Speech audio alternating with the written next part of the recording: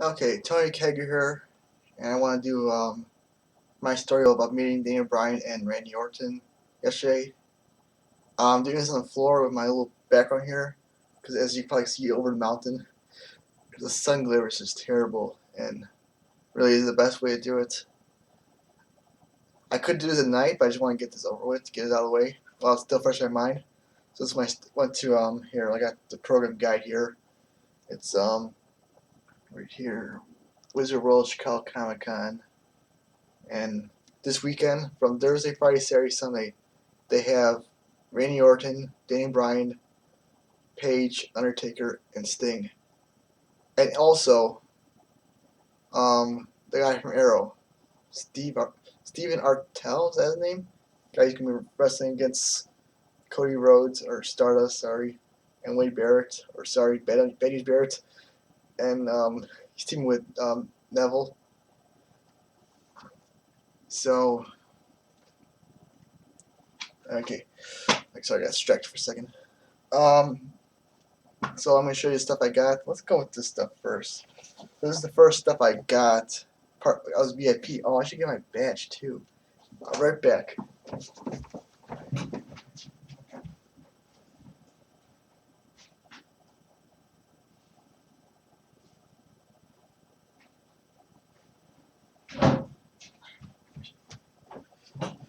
Okay, and that didn't take too long. Yeah, so when I went there, the first thing they gave me was this VIP badge because I had dual VIP for Daniel Bryan and Randy Orton. So that's pretty cool. More about this later. I got a story with that. So, the program. This is stuff they give you when you first get there. You get a bag and it comes with these two lithographs, Randy Orton and Daniel Bryan. So it's you want you can get them signed. And these were a lot bigger than I thought they were going to be. And geez, I couldn't. I don't know if I got these signed. I don't know where I would put them. Cause I don't want to hang them up, and you can't like just stick them in a folder or anything. So these are just too big. And you know, people like when you get these things signed, you got to throw in your bag, and you know, what if it like gets crumpled or I just didn't like. I'll show you where I got signed, but I would not feel safe like AD signed and have them put them back in my bag and worry about them like getting messed up while they're in my bag and stuff. So first things were the photo ops, and because I was VIP, I got to go to the VIP line, which is a little bit quicker than general admission. Um, but anyone who had there's a VIP pass where you get like every single wrestler all in one package. Like so, you have 40 admission to the Wizard World, and you get autographs and photos with everybody, like Paige and Undertaker and all those people. That one cost like $700. But people who had that, they got like top priority line, so that was really nice. They were really quick, and I couldn't go until everyone who had the platinum VIP got in first. Anyway, so I went with Orton first, and let's see. This is how it turned out. Let's see if I can get a good view here. Yeah, it looks pretty good there. Yeah, Orton's pretty tall. I don't know. I mean, I'm 5'8". It's like Orton's. I think Orton's like 6'3" or something. But yeah. And then quick story forget the Bryan. So I had to put myself in a table, my bag and my other bag carrying all my DVDs. I was gonna get signed. More about that later too. And so I go pick it up, the bag and my badge. And when I leave the Orton area, I can feel like my badge fall off and drop to the ground. So like, oh crap! Like, I think I dropped my badge. So I go grab it, and it's already gone. Like, what the hell happened? So I look back in the Yorkton area, and it's not there. And so I tell them like, yeah, my badge is gone, and like, I go back to the front of the line and tell one of the workers there, my badge is gone. They like made you in like they made me pick up an Orton badge around. They want to pick up a VIP badge around the Orton area, and she's like, there was no badge found. So I stay in line for the general mission line for Daniel Bryan. This is how the photo came out, and really we can see here, Bryan. He's not really slouching down or anything. I mean, he's standing, and that's his real height. And I'm 5'8". I'm not that tall. I'm actually pretty short. And so I've heard that Bryan was short, but like when he says he's 5'8", he's a legit 5'8". That's not like. First of all, I don't know why would you lie about being shorter than you really are. But yeah, he's definitely not. I mean, he's being honest with his height. I mean, he's not. No, he's not like he's 5'10". He's calling himself 5'8". He's really 5'8". I mean, look how. I'm not really taller than him, but I'm actually I am taller than him, which is crazy. 'Cause I didn't think he was that short, and he didn't really look short when I went up to him. I just when I saw the photo, that's when I noticed like how short he was. But it does came out good. A lot of people said how good his looked. So after that, I went got a new VIP badge. Luckily, they gave me a new one, so that's actually my second badge, not the original, but whatever. And good thing I had too, because the lines for Daniel Bryan were ridiculous for the autographs. He started signing autographs at like 5:45, and I didn't get my autograph until about 7:15. I mean, so I waited in line for like about 90 minutes. Just crazy, long wait for him. And the only reason I got done in 90 minutes was because I was VIP. So everybody behind me who was if you were single VIP, like you only hit Bryan, not Orton, you had to go behind me. So all those people with single VIP and all those people with general admission, they had to wait behind me, and like they must wait for like at least 2 hours. Because Bryan started signing at 5:45. He's supposed to do a panel at 8, and that panel didn't start till about 8:20. So he was signing for like almost like 3 hours, I think. Or did it start? No, 8:20 is what when it started. Okay, so let me show you the Bryan autograph. Here's the Bryan autograph. I got the Daniel Bryan Blu-ray for $10 at Best Buy like a long time ago. I got him to sign it. He's pretty good. So by the way, in the photos, you really rush out in the photos. So only you have time for is like, for Orton. He'll say, "Hey, how you doing?" He'll shake your hand. You take the photo. You're gone. Bryan, same thing. Like it's like, "Hey, how's it going?" And he'll shake your hand and take the photo, and maybe he'll shake your hand again, saying, "Thanks for coming," and that's it. So autographs, I guess you get a little more time. So autographs, while he was actually signing this, I had to ask him like, so Bryan, why, how come, I can't believe you didn't save Tanner, last Tuesday, Tanner for Tough Enough. First thing here what he said, so I repeat it, and then he says like, oh, I was counting you to save him or vote for him. I was like, I did vote for him, and I think there's some WWE guy next to him. I think it was John Cohen, and I forget what he does with WWE. He works with WWE somewhat in he's one of the top guys. John Cohen. I gotta look it up. Look it up. John Cohen. What does he do in WWE? I don't know if he works with I think he's one of the doctors. But anyway, John Cohen was there. I think John Cohen was laughing. So that's cool. So that's at least got to talk to Bryan a little bit. He talked back to me, which is cool. And then Orton. So Orton was pretty cool with the kids. I saw some kids coming up to Orton like before it was my turn, and Orton's like, are you guys having fun? Like, how you guys doing? And he was like, he seemed in a good mood. So I thought like, okay, because I don't know Orton. Orton's one of those guys that I feel like he might be one of those like, there's some guys like Bryan, who like every time I hear about Bryan, it's just like all the reports about Bryan is like he's a nice guy and stuff like that.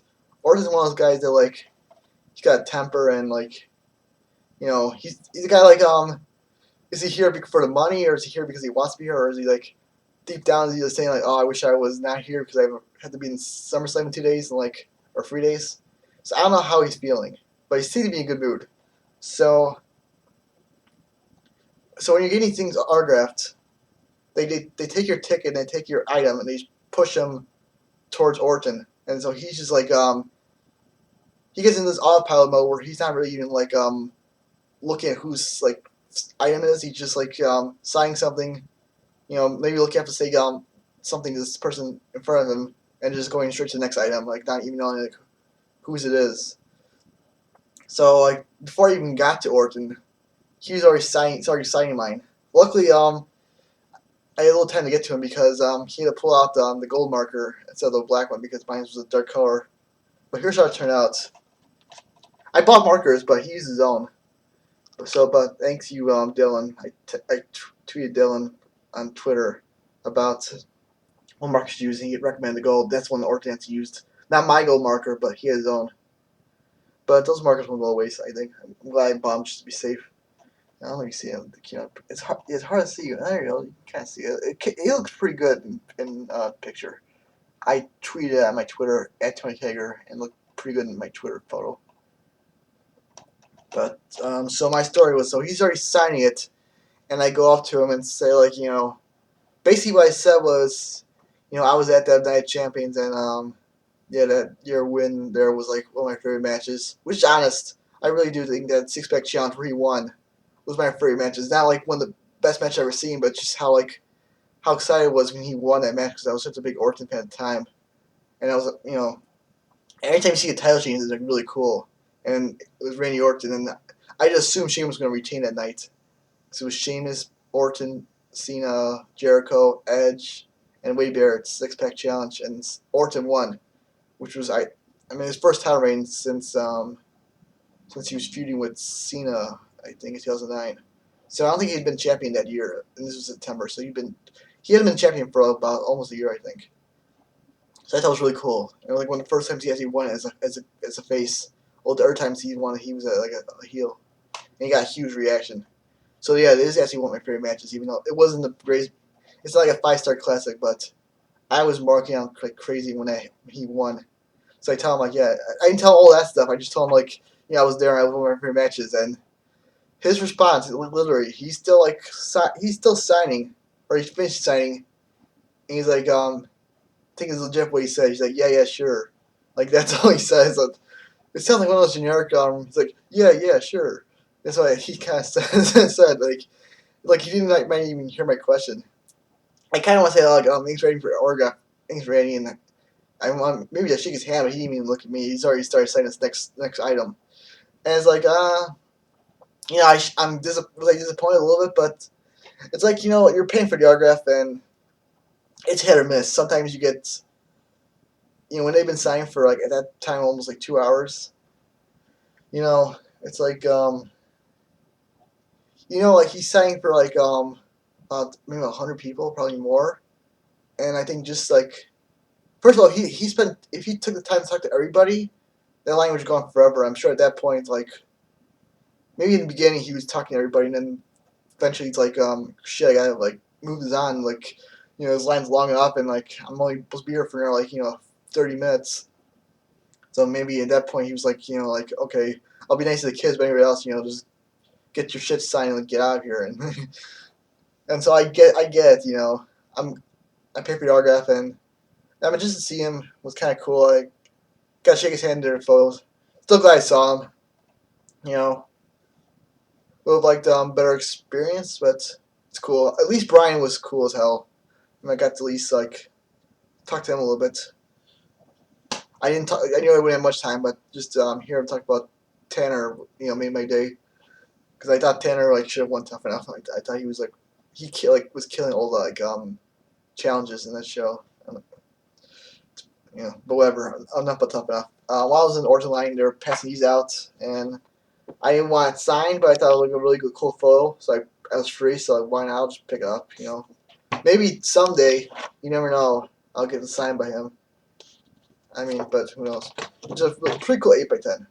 Like if Orton ever goes to Indies, he'll I don't know if they'll let him bring in this, but this is a cool photo for him to have.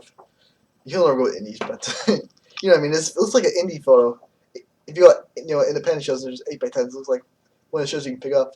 One of the photos you can pick up. Pretty cool. And what else do I want to talk about? Yeah, the Daniel Bryan panel, I guess. So after I was down in Orton, went to first before Daniel Bryan, it was Rob Schamberger. I think I said his name right.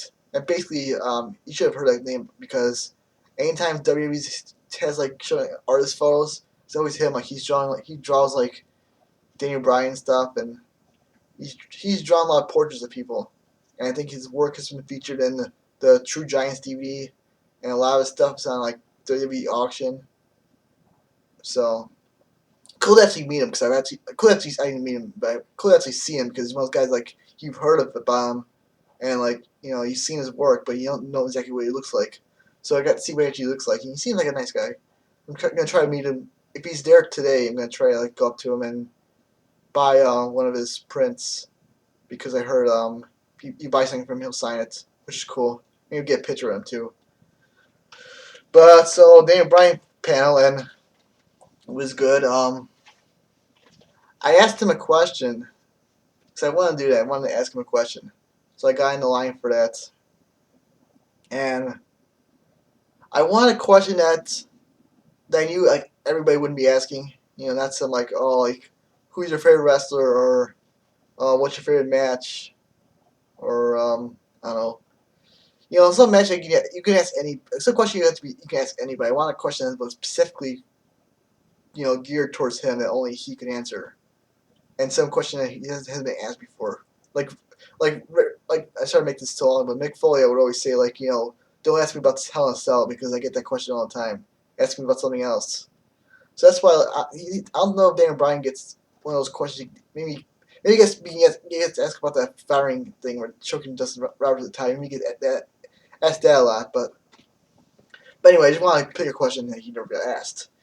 And I forget why I thought of this, but one day I remembered that like how in 2011 he had four different theme songs in a 6 month period. He had Riot of Valkyries, Riot of Valkyries for like 8 months or whatever, and then they changed it to Free Fall, which was the Night of Champions 2010 theme song, and then about a little bit after that they changed it again to Big Epic Thing or Epic Big Thing, which was like a remix version of uh, Free Fall, and then like around like December 2011 he got changed to like Flight of Valkyries, which the song is now. So it was like four different songs. I just want to ask him like was that you say talk? Sorry, was that you saying like, oh, I hate my music, like change it, or was it Vince saying, oh, I hate his music, change it? Why was it changing so much in that 6 months? Because there's guys like Jericho go his entire career with one song, and Shawn Michaels, I think it got changed a little bit, but basically he's only had two songs in his whole career. John Cena, like, he's had like only a couple songs in his whole career. Most guys have one or two songs. He has four songs in like 6 months. So I'm just wondering like how that happened. And he said he didn't remember having four songs, so he just repeated a story he said in his book. Because I just read that story in his book like that morning, or how like they got him to change. He got him to change it to Flight of Valkyries, but then when I see like his music, it just sounded like so like soft, and he didn't like it. So eventually they got changed. It was cool hearing him tell the story, and one of my friends in attendance got the video of him talking to me for about 40 seconds, and if I can edit this together right, I'll try to include it in this video. But if not, I'm sorry, I tried. But I'll see if I can put it into like Windows Movie Maker and edit video to the end of this video. So we'll see if that works. So and here's the thing: I saw after the question and answers panel, I went home and I decided to email WrestleZone.com, and they actually I emailed them what Bryan said during the interview. These stuff I can remember and stuff I thought was interesting, and they actually posted my stuff like pretty quickly, and it's up right now. So go to WrestleZone.com. One of the top stories is Daniel Bryan Q&A, like, and you'll see my name in it. So that's pretty cool. And so far, WrestleZone, maybe one other site is reporting it, and it's still early, so maybe like by the end of the day, like everybody will be talking about it. And that's why I'm a little nervous because basically they use everything I said, and I'm just hoping I hope I got everything right, because the last thing I want to do is put some words in people's mouth they didn't say, and I'm convinced that like doing that was why I got banned by CM Punk, because I did the same thing with CM Punk where he did a Q&A and I reported it, and I'm sure like I feel like he blocked me because of that, because I actually dug up all my tweets I sent to him over the years, and none of them were that bad at like in which he would actually block me for it. So I feel like for some reason he blocked me because of that. I don't know. But so yeah, that story's up there. You can go check it out. Find out what Bryan said on yesterday. Because so far that's the only report that came out, just my report, and there's about maybe a couple hundred people in that room. I don't know. But yeah, I'll stop it here. I've been talking for long enough. I had fun. I'm meeting Undertaker today, and Paige gave me there too, so I'll have another report for that in a couple days or something. Okay, I'll try to upload that interview with Bryan if I can. But thanks for watching if you made this far. So, I do remember this. So I had, after I'd gotten fired, when I came back, I had this really generic music. And I told them I no longer wanted this really generic music, and what I would really like is Ride of the Valkyries. But I just told them this, and I thought it would take like a couple weeks or something like that. And so I'm about to go to the ring, and I'm wrestling Edge, the one and only time I'd ever wrestled Edge. I'm about to